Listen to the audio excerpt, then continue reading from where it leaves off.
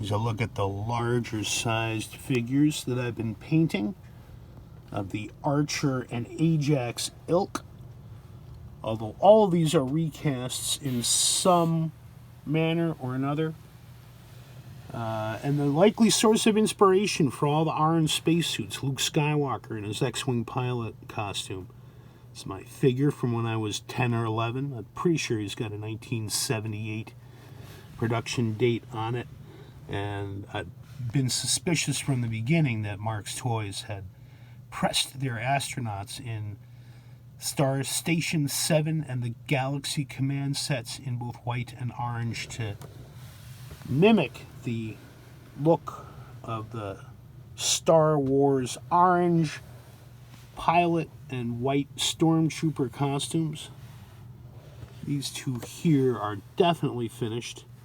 Both of them are Glencoe Models reissues of Archer figures. Rifle guy had some damage on him as well. The helmet is just sort of on him for the time being.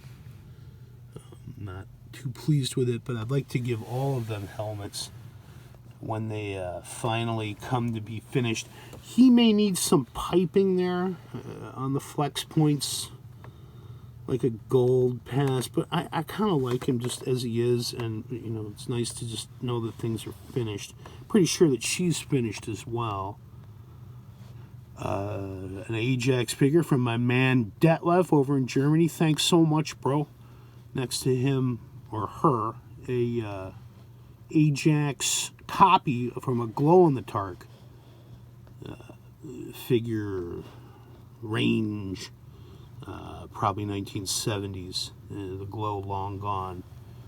And I thought he was finished too, although I'm noticing some mottling to his yellow orange since spraying a couple months ago.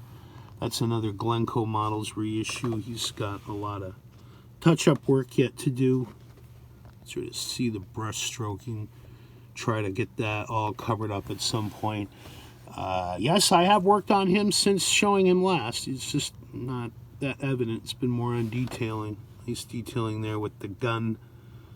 If our light meter will reset. And these are both Glencoe Models reissues of Archer Spacemen. Had it confirmed by the guys over on Alpha-Drome. Wanted to make sure, especially since his gun was intact. The guy who's marching, there's a specimen whose gun is not intact.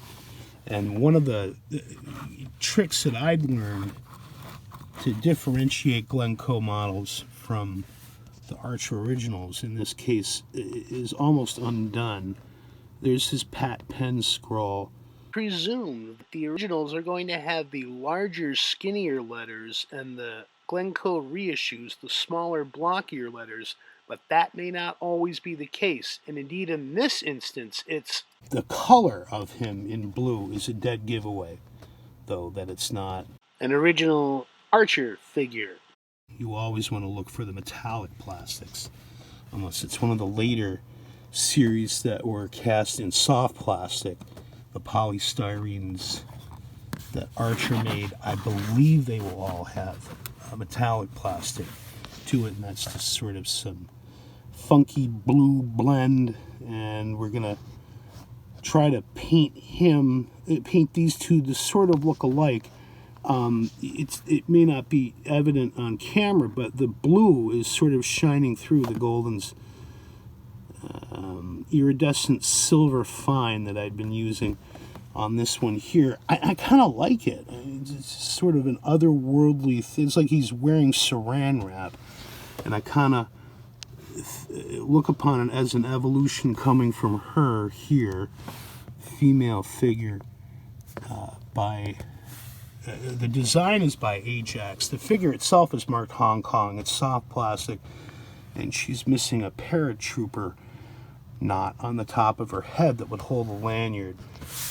But with her, I started thinking about the surface as ways to experiment with the paint, rather than just slapping an orange coating on it. And I think that's the way I'm going to go from now on, is painting. I think the orange part of it is over.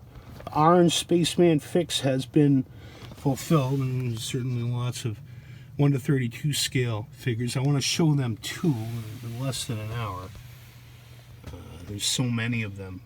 I showed these to my aunt and uncle when they were in town a couple weeks ago, and their word for it was just, it's overwhelming how much of this you've done. Yeah, well, you know, it's been a long pandemic. This is one of the things that's kept me sane, and we're going to keep working on them. Ajax and Archer are different things. On the left would be an Ajax design, on the right an Archer design, and I'll try to put together a video that shows side-by-side comparisons of the two. There's a shortcut term taken at least by eBay vendors to call them Archer / Ajax figures, and Archer and Ajax were very different companies with very different product lines and very different ambitions, and I love them both equally. So that's my weekly update, and thanks again to Detlef. Look at how awesome she is with that green face and the blue reflective light interference accoutrements.